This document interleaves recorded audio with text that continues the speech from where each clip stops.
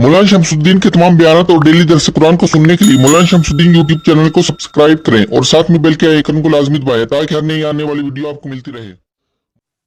इमाम अबू हनीफा के साथ एक दाहरिये की मुलाकात हुई। बाद ने लिखा दाहरियों का ग्रुप था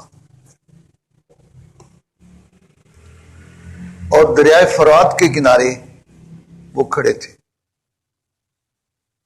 करिए आप तो कहते हैं कि अल्लाह का वजूद है, कहाँ है अल्लाह का वजूद? तो इमाम साहब रहमतुल्लाह अलैह उनको अल्लाह ताला ने अक्ली दलाइल का बहुत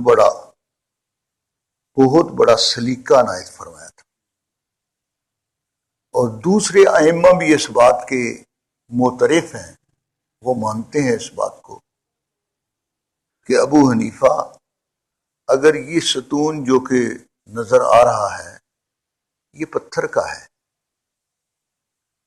अगर वो इसको सोने का साबित करें अकली दलाइल देकर, तो वो ऐसी अकली दलाइल दे सकते हैं जिससे मुखातब ये समझेगा कि नहीं ये मुझे आंखों में गलती लग रही है, ये वाक़तन सोने का है। ऐसा मलका अल्लाह ने अनायत फरमाया था। तो इमाम अबू हनीफा रहमतुल्लाह अलैह ने फरमाया अच्छा कोई वजूद नहीं है? उन्होंने कहा नहीं कोई वजूद नहीं।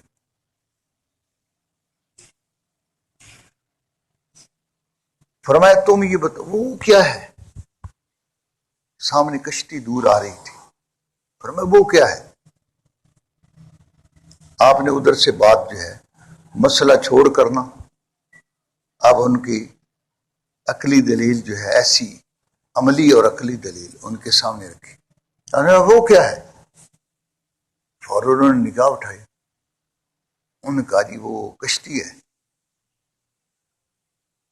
फरमाया एक आदमी ये कहता है कि जंगल से दरख्त कट गया खुद ब खुद और कट कर फिर उसके फट्टे बन गए और फट्टे खुद ब खुद जमा हुए, उनके अंदर कील लग गए और फिर वो कश्ती बन गई, फिर खुद ब खुद वो दरिया में आ पड़ी और उसके ऊपर ये आदमी सवार हो गए।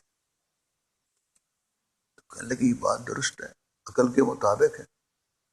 कहने लगा हज़रत ये तो बेवकूफ वाली बात है,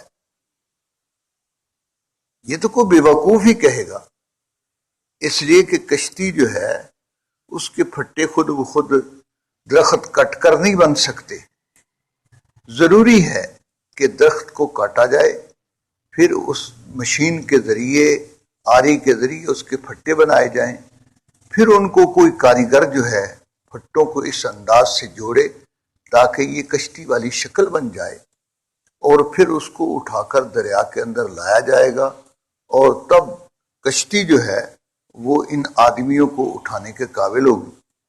दोहरा मसला तो हल हो गया कि ये इतना बड़ा आसमान की इतनी बड़ी जमीन जो है, कोई आदमी अगर ये कहे कि ये इतना बड़ा आसमान खुद ब खुद बन गया और ये इसके अंदर जमीन के अंदर ये दरिया ऐसे ही चल पड़े खुद ब खुद, तो क्या उससे ज्यादा को बड़ा बेवकूफ है?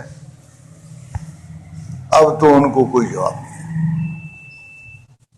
उनको तस्लीम करना पड़ा कि इस कायनात के वजूद के लिए भी एक मुजिद की जरूरत है और इसके चलाने के लिए भी एक चलाने वाले की जरूरत है, और अकल इसके बगैर तस्लीम नहीं करती ये खुद ब खुद बन गया। ये खुद ब खुद क्या चीज है?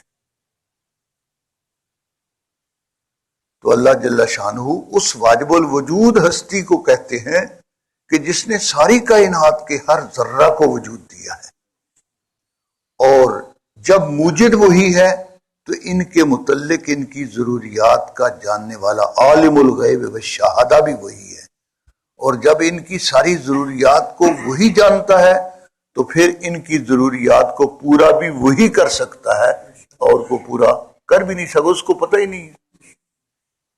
किसी मखलूक को भी, फरिश्ते हों, जिन हों, इंसान हों या इनके अलावा मखलूक हो,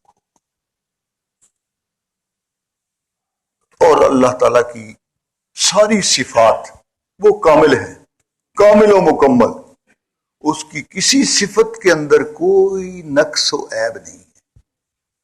اور جتنی مخلوقات ہے اس کے اندر سب سے بڑا نقص یہ ہے کہ اس کا وجود پہلے تھا ہی نہیں، یہ عدم کے اندھیرے کے اندر تھی، پھر اللہ نے ان سب کو وجود دے دیا، اپنی مرضی سے چاہا ان کو وجود دے دیا۔